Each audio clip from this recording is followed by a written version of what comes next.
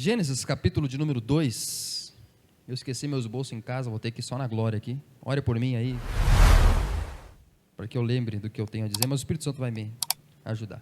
Gênesis, capítulo de número 2. Primeiro livro da Bíblia, livro de Gênesis, escrito por... Está comigo, Moisés. Vamos aprender nessa noite? Moisés escreveu os primeiros 5 livros da Bíblia: Gênesis, Êxodo, Levítico, Deuteronômio. Gênesis, Êxodo, Levítico, Números e Deuteronômio. Gênesis, Êxodo, Levítico, Números e Deuteronômio foram escritos por Moisés. Esses 5 livros são chamados de Lei, Torá em hebraico, ou Pentateuco. Penta vem de 5. O Brasil, ele é pentacampeão, porque ele venceu 5 vezes, né? E talvez nunca mais vença, eu acho. Mas pegou uma época boa, né? Então o Brasil é pentacampeão, porque ele venceu 5. Então os primeiros 5 livros da Bíblia são Pentateuco, são os primeiros 5, escritos por Moisés. Gênesis é o primeiro. No capítulo 1, se você tem uma Bíblia com título, a tua Bíblia diz assim, ó, criação do universo, ou criação de todas as coisas, criação do mundo, relata a criação de Deus, como Deus criou o universo em 6 dias. No primeiro dia ele cria a luz, no segundo dia cria os céus, no terceiro dia cria as plantas, as ervas, o mato. No terceiro dia, no quarto dia ele cria os astros celestes, as estrelas, a lua, o sol. Quem está me acompanhando, diga amém. Isso é escola bíblica, né? Os crentes mais antigos aí, né? Antigamente tinha escola bíblica domingo de manhã, né? Lá a gente aprendia o que Deus criou no quarto dia: sol, lua, estrelas, né? No quinto dia, o que Deus criou? Acho que eu peguei aqui o pessoal. Quinto dia, os animais. Oi, teu irmão boa, gostei, irmã, parabéns. No quinto dia Deus criou os animais. Deus criou as aves dos céus e os peixes e todos os animais marinhos. No sexto dia Deus completa a criação dos animais, criando os animais terrestres e o ser humano. E no sétimo dia Deus descansa da sua obra. Não que ele parou de trabalhar, como nós veremos aqui, mas ele contempla a sua criação e diz: é muito bom. Isso tudo no capítulo de número 1. Quando a gente entra para o capítulo 2, verso 1, que é o que eu vou ler com vocês, nós vamos entender um pouquinho mais a respeito do nosso Deus nessa noite, amém? Diz assim, verso 1: assim pois, então eu acabei de falar para você sobre a criação, no capítulo 1, aí olha o que o Moisés vai dizer aqui: assim pois, foram acabados os céus e a terra, e tudo o que neles há, ou o exército, né, dos céus, foram acabados. Versículo 2: e havendo Deus terminado no sétimo dia a sua obra que tinha feito, descansou nesse dia de toda a obra que tinha feito. Verso 3: e Deus abençoou o sétimo dia e o santificou, porque nele descansou de toda a obra que, como Criador, tinha feito. Glória a Deus. Esse é o texto bíblico que eu quero expor para os irmãos nessa noite. Na humanidade, meus queridos e amados irmãos, na história da humanidade, você tem uma constância do coração humano, da tentativa de criação, de construção de religiões, ou de religiões. O ser humano, ele é uma fábrica de fazer religiões, de fazer crenças, até mesmo na não crença. Eu costumo dizer que a não crença, ela é um tipo de crença. A pessoa que não crê na existência de Deus, na verdade ela crê na inexistência de Deus. Então o ser humano, ele computa hoje mais de 10 mil religiões criadas, mais de 10 mil religiões com os seus deuses, com os seus ídolos pagãos. Esses deuses, eles são a confluência, eles reúnem todos os atributos que o ser humano quer ter, mas não tem. Então os deuses, para o ser humano, eles podem fazer aquilo que o ser humano não pode fazer. Em qualquer religião que você for pegar, a maioria delas tem os seus deuses, tem os seus seres supremos, que são capazes de realizar feitos extraordinários. Nas religiões das mais variadas, você tem o cristianismo, que a gente vai falar sobre o nosso Deus, mas você tem outras religiões como as religiões afro, de descendência, né, afro-brasileiras, que têm os seus demônios, os seus espíritos, os seus exus, que podem fazer aquilo que os seres humanos não podem. Você tem as religiões indianas, as religiões orientais, com seus milhares de deuses. Você tem as religiões mais antigas, as gregas, as romanas, com seus milhares de deuses. Você tinha a deusa do amor, a deusa do vinho, a deusa da alegria. Essas são as religiões. É uma tentativa do ser humano de encontrar num ser supremo aquilo que ele não consegue fazer com as suas próprias forças. Quem entendeu, diga amém. Nós temos uma religião também. Nós temos uma religião. A nossa religião é o cristianismo.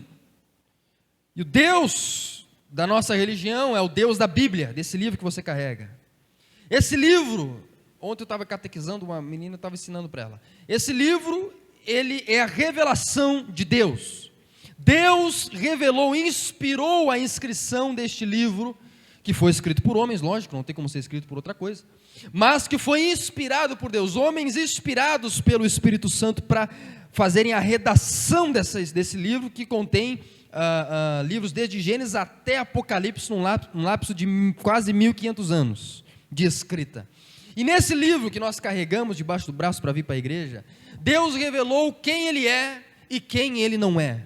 Nesse livro nós temos revelado a vontade de Deus, nós temos revelado os desígnios de Deus. Aqui nós conseguimos aprender quem é o nosso Deus, o Deus que nós servimos. Aqui nós aprendemos que Ele é todo-poderoso. Aqui nós aprendemos que Ele é onisciente, Ele sabe todas as coisas. Aqui nós aprendemos o que Ele gosta e o que Ele não gosta de ver nas nossas atitudes. A Bíblia é o livro que revela o que o nosso Deus, ou quem o nosso Deus é. É um Deus que é amor, é um Deus que é santo, é um Deus que é justo, é um Deus que quer um relacionamento com a humanidade. É um Deus que quer ser o teu pai e te amar e estar com você até mesmo nos teus piores momentos. É um Deus que quer se relacionar conosco dia a dia. Não é um Deus como das outras religiões que fica no templo e você vai até o templo, se ajoelha diante dele, coloca incenso, coloca dinheiro, coloca oferenda e recebe dele algum milagre. Não, esse não é o Deus bíblico. O Deus bíblico é um Deus que quer ser o teu pai, isto é, Ele quer ter um relacionamento com você na segunda, na terça, na quarta, na quinta, na sexta, no sábado, durante toda a tua semana. Ele quer estar com você no teu trabalho, Ele quer estar com você na tua família, Ele quer estar com você na tua casa, enquanto você dorme, quando você acorda. É um Deus que quer um relacionamento diário com você. Amém? É o nosso Deus, é o Deus bíblico. E no capítulo de número 2, nós entendemos 3 características desse Deus. 3 essências, aliás, 3 pontos que eu quero ensinar para os irmãos, que falam a respeito do nosso Deus.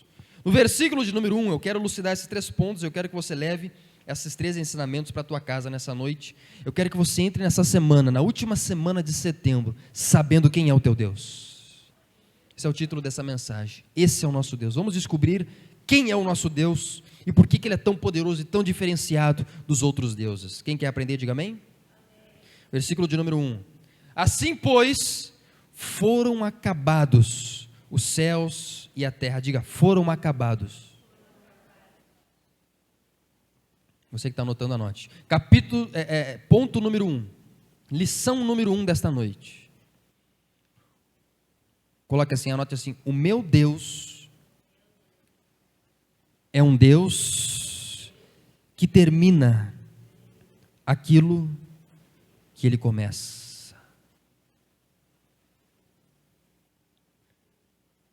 Versículo 1. No capítulo 1, ele tinha vontade de criar o universo, os céus e a terra. No capítulo 2, verso 1 diz: e foram acabados.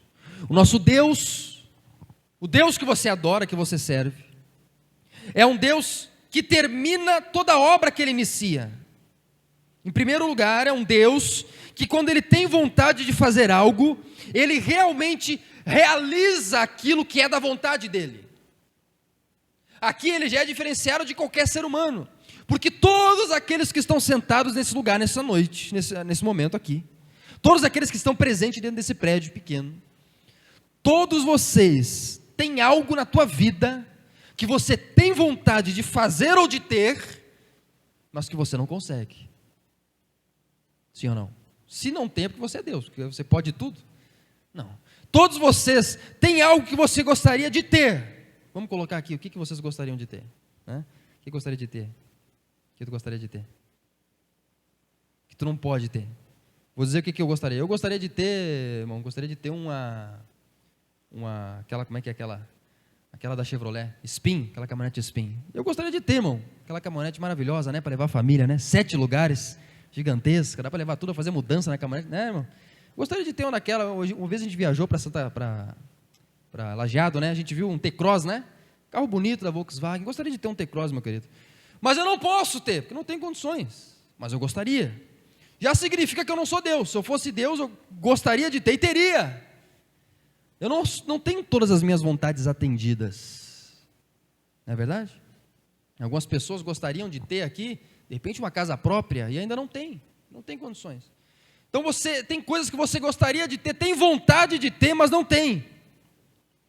Porque você não é Deus, você é um ser humano limitado.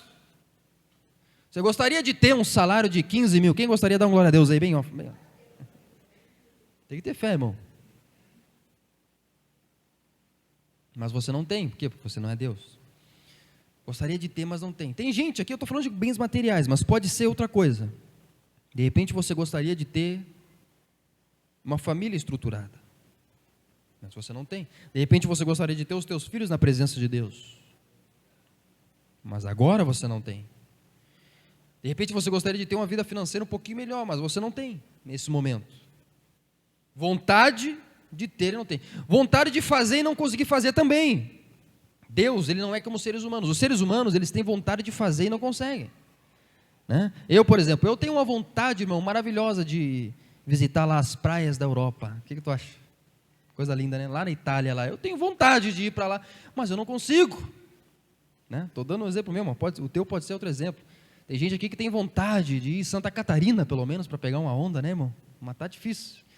É vontade. Vontade não falta, mas sobra limitações. O nosso Deus, ele não é assim. O nosso Deus, tudo que ele tem vontade de fazer, ele realmente efetiva aquilo que ele faz. Ele realiza aquilo que ele tem vontade. Ele teve vontade de criar, e ele criou. Ele teve um dia vontade de restaurar a tua casa e a tua vida, e ele restaurou. Ele teve um dia de alcançar o teu coração com a salvação, e através daquela data, daquele pastor, daquela igreja, ele efetivamente alcançou o teu coração com salvação, porque tudo aquilo que ele quer, tudo aquilo que ele deseja, ele realiza, porque ele é um Deus onipotente. Ele tem vontade de salvar a tua casa. Dúvidas que ele vai conseguir? Ele consegue, porque tudo aquilo que ele tem vontade de fazer, ele faz. E tudo aquilo que ele começa, ele termina. Aqui nós temos 2 lições a respeito do nosso Deus. Número 1. Se nós somos filhos de Deus, você que se declara filho de Deus, se declara cristão, vamos aprender com Deus. Tudo que você começar, termine. Porque o nosso Deus é assim. Ele não deixa serviço pela metade. Ele não deixa coisas por fazer. Tudo que ele inicia, ele termina. Quer ter sucesso na tua vida? Termine tudo aquilo que você começa. Por quê? Porque difícil não é começar, difícil é terminar. E muitas pessoas não alcançam a vitória porque elas não terminam aquilo que elas começaram. Diga, fala mais, meu Deus. Quem já viu aquele meme, tem um meme na internet de um camarada, tem 2, né? Que ele está cavando, ele passa anos cavando, né? Num túnel assim. E quando ele montar 2 centímetros dele encontrar o tesouro, ele já pensa assim, já estou há 3 anos cavando aqui, não encontro nunca isso. Faltava 10 centímetros para ele alcançar o tesouro, ele desiste, larga a enxada dele e vai embora. Faltando 10 centímetros para ele alcançar. Ele começou, mas ele não terminou. Deus me manda te dizer, inicie todo o propósito que você começou na casa de Deus e você verá a tua vitória. Você começou a frequentar a casa de Deus, decidiu ser uma pessoa de Deus, termine esse propósito. Não deixe coisas inacabadas. Você iniciou uma obra na tua casa, termine com a tua fé, termine termine, por mais que demore anos para fazer isso, termine, porque o nosso Deus é assim, Ele termina tudo aquilo que Ele começa. Diga aleluia. Uma segunda lição, Filipenses capítulo 1, verso 6, pode abrir para mim, por favor. O nosso Deus, Ele termina toda boa obra que Ele inicia no nosso coração. Vamos abrir em Filipenses capítulo 1, verso 6, a irmã vai abrir para nós ali, Filipenses 1, 6, olha só o que esta passagem, o que o apóstolo Paulo, escrevendo por volta do ano 61, 62 depois de Cristo, diz, Filipenses 1, 6, nosso Deus é aquele que quando inicia uma obra na vida de alguém, Ele termina essa obra, Ele não deixa obras por fazer, Ele não deixa coisas inacabadas, Ele não deixa tudo pela metade. O nosso Deus é um ser perfeito, um ser que termina, que realiza as suas obras. Olha só o que diz Filipenses capítulo 1, verso 6. Estou certo, diz o apóstolo Paulo, leia comigo, olha só, estou certo de que aquele que começou, repita comigo, começou a boa obra em vocês, há de completá-la até o dia de Cristo Jesus. Esse versículo é um versículo que você tem que memorizar, você tem que gravar esse versículo, destaca na tua Bíblia esse versículo, memoriza ele. Estou certo, Filipenses 1,6, que aquele Deus que começou a boa obra em vocês, no coração de vocês, Ele vai encerrar, Ele vai completar, Ele vai terminar até o dia da vinda do nosso Senhor Jesus Cristo.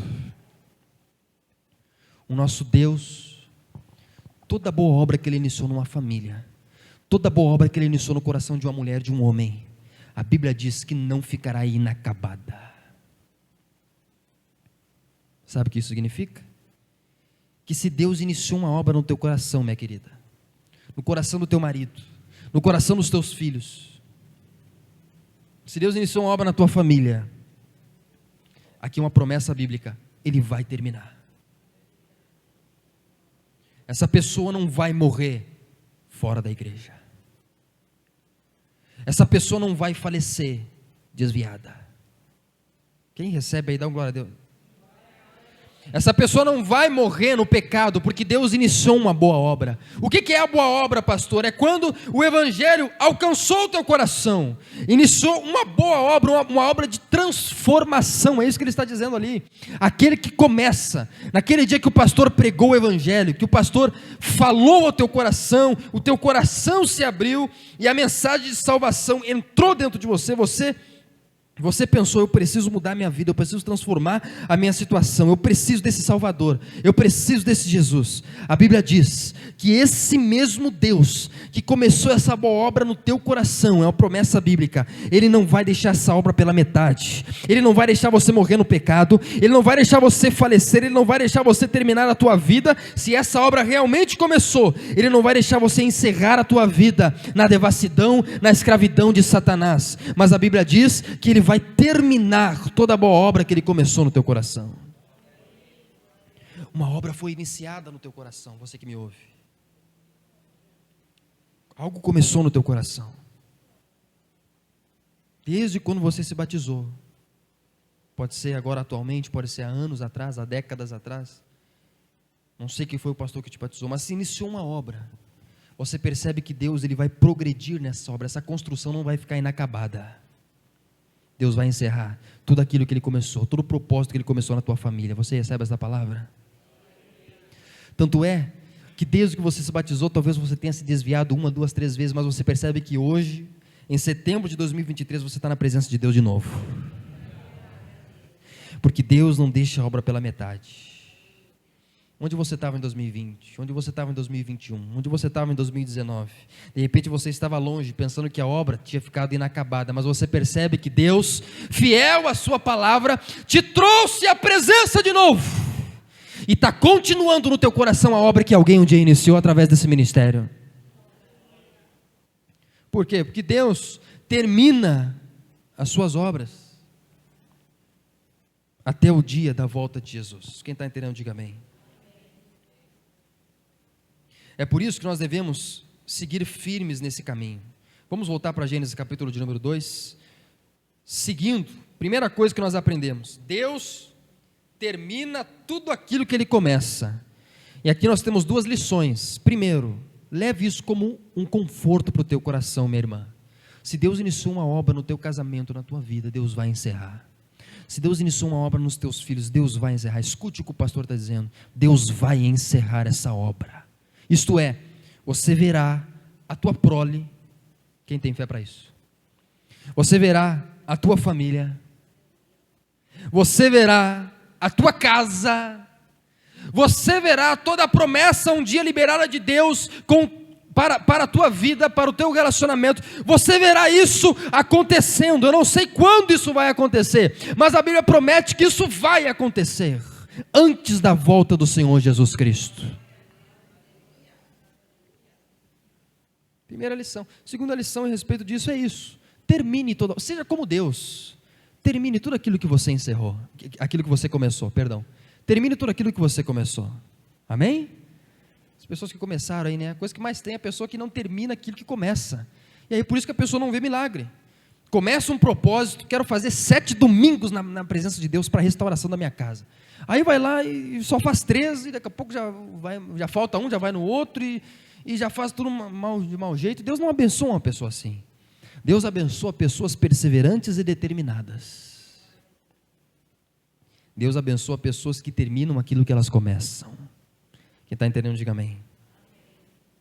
Fala para a pessoa que está ao teu lado aí, ó, viu? Ó, meu querido, termina aquilo que você começou. Fala para ele. Começou a estudar? Termina. Começou uma obra lá na tua casa, lá? Termina. As mulheres, fala para o marido aí, ó, começou uma obra lá, meu querido, termina. Diga assim, ó, termina de colocar aquele quadro na parede lá, pelo amor de Deus. Tá demorado o negócio, né, irmão? Termina de limpar aquele pátio lá, pelo amor de Deus, o negócio está. Amém? Temos que ser como Deus, temos que terminar aquilo que nós começamos. Você começou os teus estudos anos atrás, minha querida, parou no meio da faculdade, do curso, termina os estudos. Sabe por que você não tem o teu diploma? Porque você não terminou. Você sempre vai ficar infeliz naquilo que você começa. Uma coisa que todo mundo começa e não termina: academia, corrida, caminhada, né? Corre 2, 3 vezes, não termina, aí depois fica brigando com a balança ali, né? Pensando que, né? Eu sou uma pessoa que eu preciso me cuidar na minha saúde, porque eu sou assim, irmãos, eu sou o inverso, entendeu? Se eu fizer um dia de jejum, eu subo na balança, tem 10 quilos a menos. Então eu preciso terminar aquilo que eu começo, né? Eu tenho que me cuidar, né? Tem que terminar, senão eu fico desnutrido. Então eu preciso terminar também, fazer uma dieta correta, né? Nós precisamos terminar. Quem está ouvindo a palavra, diga amém.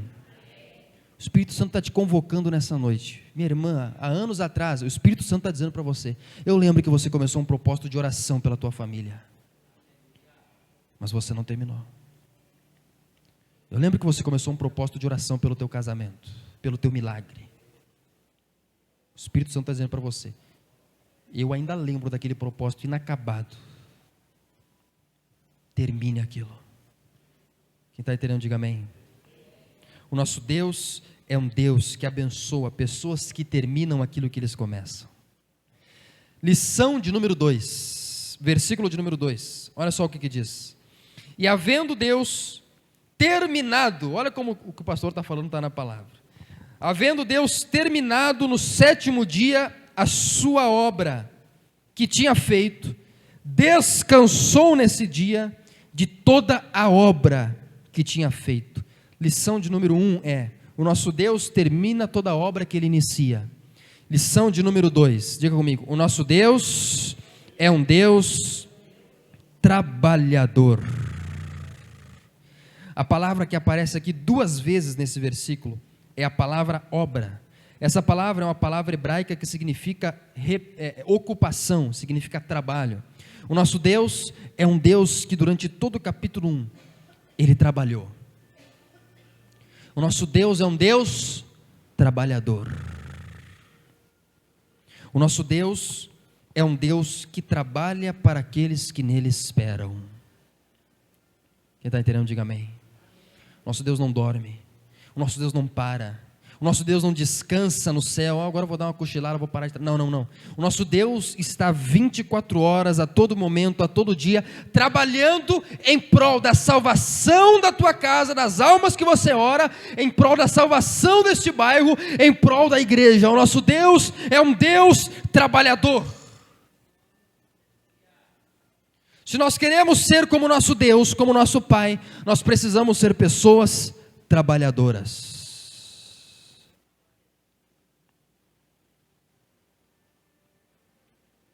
Isaías capítulo 64, verso 4. Olha o que diz a palavra de Deus. O nosso Deus, meus queridos, é um Deus que está 24 horas trabalhando pelas tuas orações. Tem alguém aqui que levanta orações aos céus pela sua família? O nosso Deus é um Deus que está trabalhando naquilo que você pediu. Quem está entendendo, diga amém. Porque Ele é um Deus que trabalha. O nosso Deus não é preguiçoso. Ele trabalha, pode colocar. Ele trabalha em prol daqueles que precisam. Olha só, Isaías 64, 4. Porque desde a antiguidade não se ouviu, nem com os ouvidos se percebeu, nem com os olhos se viu Deus além de ti. Significa que não existe outro Deus além do nosso Deus. Você pode tentar procurar em outra religião, aí, em outra igreja, em outro centro, aí, você pode tentar procurar em outro lugar. A Bíblia afirma que não existe Deus como nosso Deus, que trabalha, repita comigo, que trabalha para aquele que nele espera. Você espera por Deus? Olha o que a Bíblia diz aqui, que o nosso Deus trabalha em prol daqueles que esperam por Ele. Você está esperando em Deus em oração? Diga amém. O nosso Deus é um Deus que está trabalhando naquilo que você precisa. A Bíblia diz em outra passagem, em Salmos, que enquanto nós dormimos, o nosso Deus trabalha por nós. Porque o nosso Deus é um Deus trabalhador. É um Deus que não apenas trabalha, mas também descansa. E quando Ele descansa, no verso de número 13 de Gênesis, Ele abençoa, e a Bíblia diz que Ele santifica toda obra que Ele, como Criador, realizou. Por quê? Porque Deus, aqui no versículo de número 13, Ele nos ensina uma terceira característica a respeito de Deus. O nosso Deus é um Deus de alegria e de festa. O sábado, que Ele fala aqui, esse sétimo dia que Ele abençoou, o sábado, é um dia que Deus, no quarto mandamento, ordenou para o povo de Israel guardar, e para o povo de Israel festejar nesse dia, por toda a obra da criação que Deus tinha feito. Meu querido, Deus me manda te dizer, não deixe que as angústias e que as aflições da tua vida, da tua semana, tirem de você a tua alegria de viver. Não deixe que as circunstâncias dominem o teu humor. Não deixe que as circunstâncias ruins que se levantam sobre você na tua semana tomem domínio do teu coração, mas seja você como Jesus no meio do mar. Você é que tem que dominar como ficarão as tuas emoções, as tuas atitudes em relação às circunstâncias.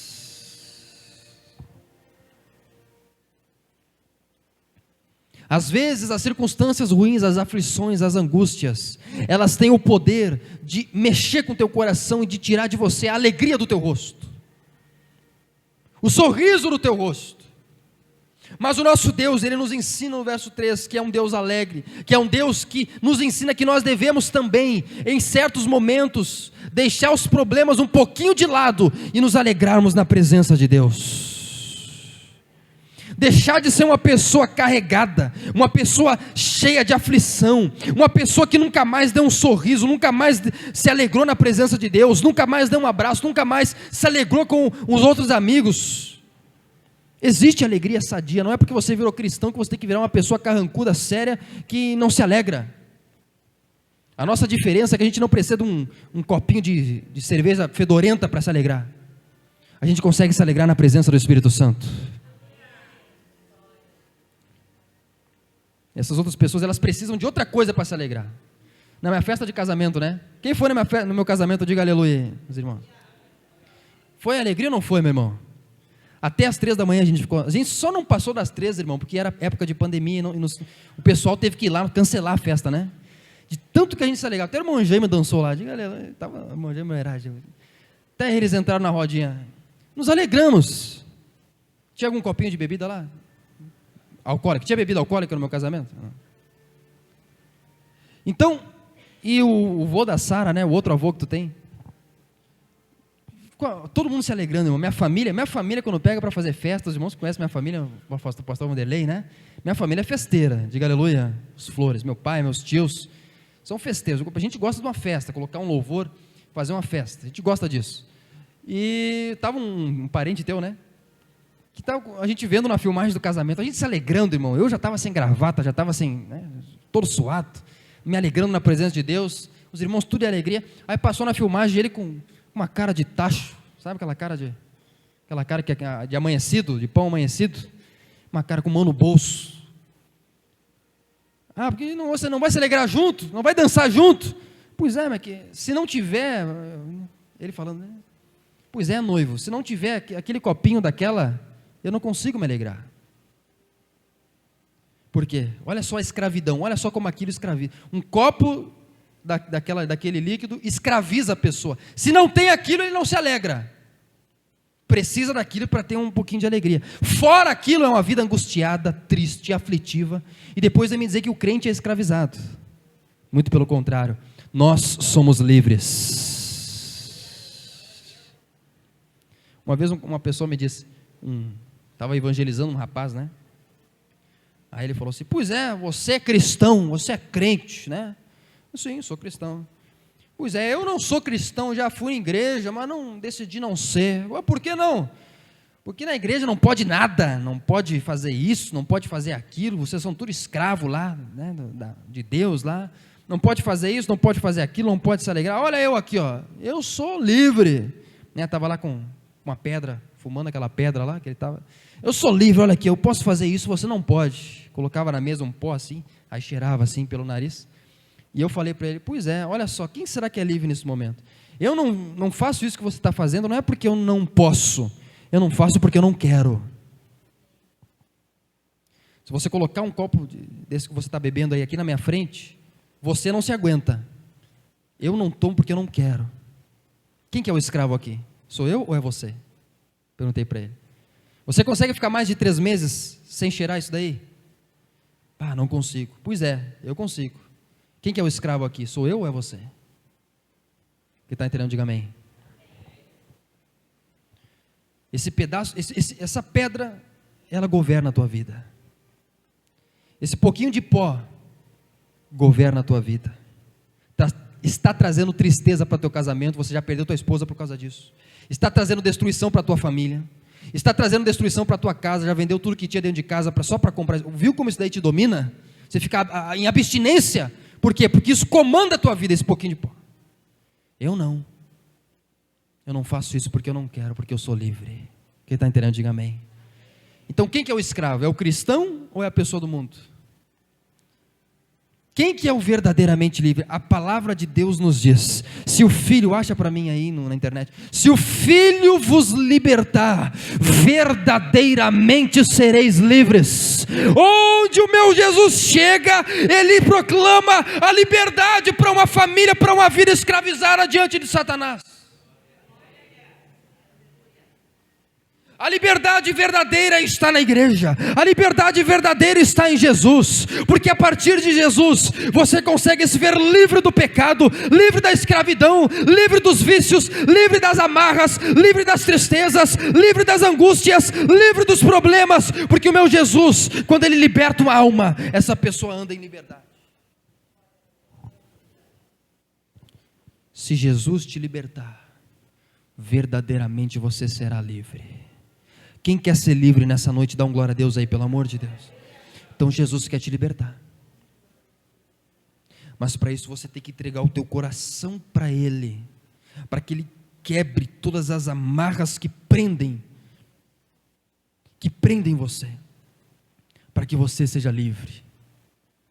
Olha, João capítulo 8:36. Se Jesus te libertar, verdadeiramente você será livre. Aqui existe liberdade. Eu estou prometendo para você liberdade, sem ter que injetar nada na tua veia, Eu estou prometendo para você alegria, sem precisar de substâncias para ficar alegre. Não. Nós nos alegramos na presença de Deus. Sabe por quê? Porque Deus nos faz pessoas livres. Pastor, a minha família está escrava. O meu filho está escravo. O meu casamento está escravo. Eu vejo a minha família como prisioneira de Satanás. Satanás faz o que quer na minha família. Irmão, deixa Jesus entrar na tua casa e transformar a tua família e proclamar liberdade. Quem está entendendo, diga amém. Porque você é livre. Você vem na igreja porque você é livre. Você não é escravo. Você é livre. E você, na tua liberdade, você vai e vem. Você tem liberdade de ir e de vir. Diga amém. Porque você é uma pessoa verdadeiramente livre. Diga aleluia. Então Jesus quer te ver alegre. Então nessa semana, tenta praticar a alegria. Não deixe que as circunstâncias ruins, as más notícias, dominem o teu coração. Eu sei que os problemas vêm, as desavenças no trabalho vêm, as desavenças com familiares vêm, mas não deixa Satanás isso para usar isso para tragar a alegria do teu coração. Não, seja você alguém que domina o que as circunstâncias vão fazer no teu coração. Tem pessoas que às vezes estão passando grandes lutas, você olha para aquela pessoa, você diz, mas como é que essa pessoa consegue sorrir? Como é que essa pessoa consegue continuar na igreja?